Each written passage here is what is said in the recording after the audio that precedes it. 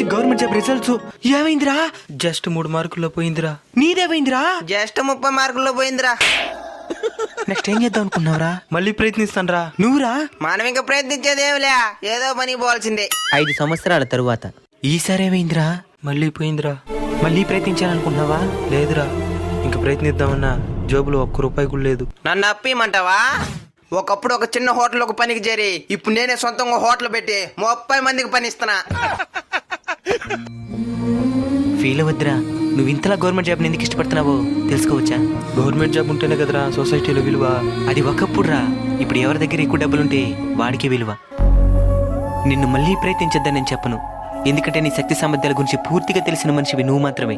ఒకవేళ నీకు మళ్ళీ ప్రయత్నించి సాధించగలను అనిపిస్తే ప్రయత్నించు, లేదంటే మరొక మార్గాన్ని ఎంచుకో. ఎందుకంటే ఇక్కడ గవర్నమెంట్ జాబ్ మాత్రమే జీవితం కాదు, ఇక్కడ డబ్బే ప్రధానం.